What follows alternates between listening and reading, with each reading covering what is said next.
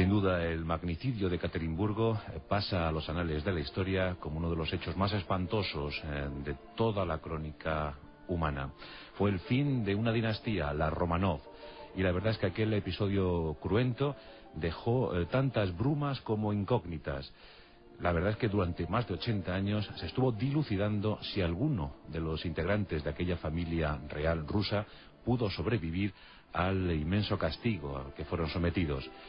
Hoy vamos a intentar aclarar algunos asuntos en estos pasajes de la historia sobre el asesinato, sobre el magnicidio de los Romanov.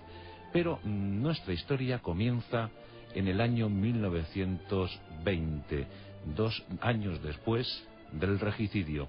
Nos encontramos en Berlín.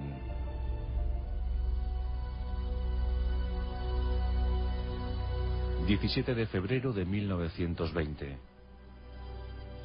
Alemania está desolada tras el fin de la Primera Guerra Mundial. Han pasado apenas 13 meses desde el fin del conflicto y los alemanes intentan mirar al futuro. Berlín, como tantas ciudades germanas, se debate en una tremenda tragedia humana y económica. Y en medio de todo eso, un policía que en aquella noche del 17 de febrero realiza su ronda muy cerca de las riberas de un canal que transporta no solo agua, sino un cuerpo. Una noche fría de 1920, el policía atónito contempla como una joven intenta zafarse del abrazo de las aguas. Con presteza recupera a la joven del canal y contempla a una mujer temerosa, trémula, pero de tremenda belleza. La joven en principio parece muda, no realiza ningún intento por contar quién es. Y esto en principio pues no preocupa al policía porque, como tantas que han intentado suicidarse antes, puede ser un caso más. Y la lleva a un hospital de Berlín. En el hospital, la joven recupera el calor y parece recuperar la memoria. Y en medio de la emoción confiesa a una enfermera ser la gran duquesa Anastasia, la única superviviente de una matanza provocada meses antes. Es una joven bellísima y que parece mostrar sinceridad en sus afirmaciones. Le confiesa a esta enfermera alemana que fue recuperada in extremis por un joven soldado ruso, miembro de aquel pelotón de ejecución, y que este soldado, enamorado ante la belleza, ante la inteligencia de Anastasia, pues la salvó para vivir un tierno romance que se prolongó justo lo que vivió el joven muchacho, el joven soldado, y que tras eso ella ya no recordaba más. La historia se propagó como la espuma. ¿Acaso había sobrevivido la gran duquesa Anastasia? ¿Acaso los Romanov conservaban todavía la posibilidad de algún día recuperar el trono de Rusia? La historia circuló por Europa, por Estados Unidos, por todo el mundo. En realidad, era una inmigrante americana llamada Anne Anderson, de un parecido extraordinario con la original duquesa rusa.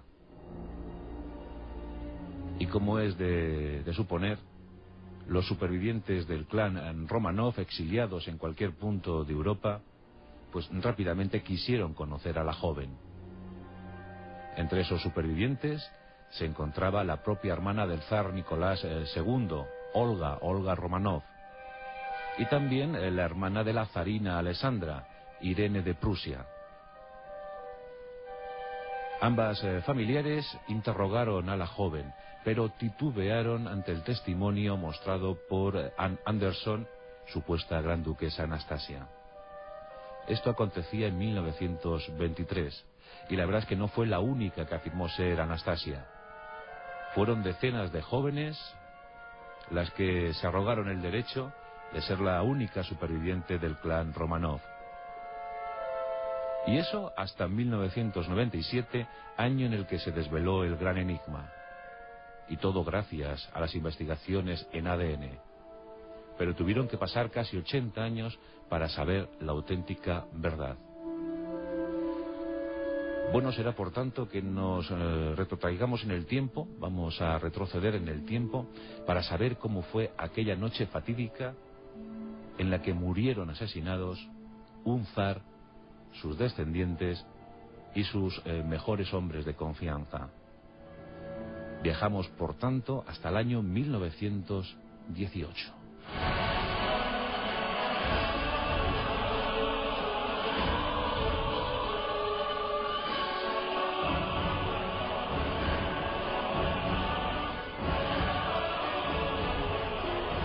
Es la historia del último zar de todas las Rusias, es la historia de Nicolás II. Un hombre perseguido por la desgracia, vituperado, vilipendiado, denostado por su pueblo.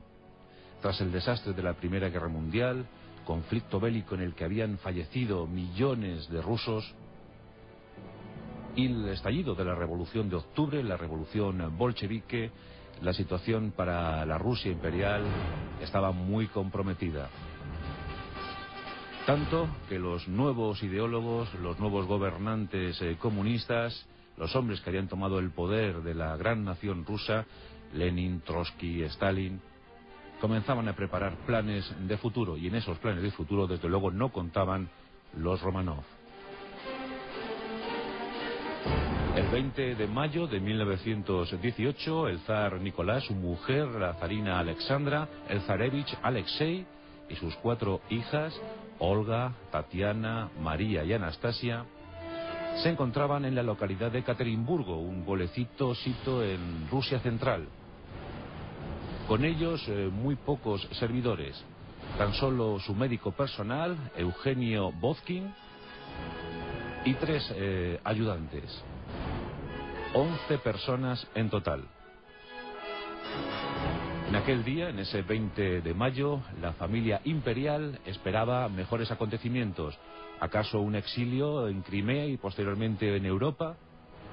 ¿Los bolcheviques les permitirían la salida del país? ¿Algún día recuperarían el trono? Como digo, los bolcheviques dominaban por entero la situación. Lo que nadie podía suponer era el fin de todo un linaje.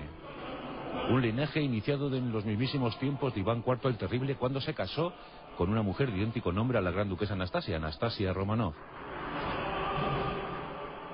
De aquella unión surgiría años más tarde el primer Romanov, el primer zar Romanov, Miguel. Pero era el siglo XVII. Pasaron muchos años, pasaron muchas guerras, muchas vicisitudes, muchas humillaciones para el pueblo ruso. Situaciones de auténtica esclavitud, miseria para un pueblo que se alzó en armas a principios del siglo XX y que finalmente consumó su revolución en ese momento de octubre de 1917. Antes había muerto un tal Grigori Efanovich, llamado por todos Rasputín, que significaba disoluto. El príncipe Yusupov lo había asesinado, y en ese momento del asesinato se supo un pronóstico fatal, una profecía fatal. Rasputín auguraba que si él era asesinado, que si a él le pasaba algo gravísimo, algo fatal, la familia Romanov no tardaría en acompañarle. Por desgracia, aquel vaticinio se cumplió. El profeta disoluto acertó en su último pronóstico. El 20 de mayo de 1918, una columna de soldados bolcheviques, comandados por un hombre llamado Yakov Yurovsky, se dirigieron hacia Ekaterimburgo. Tenían una misión terrible.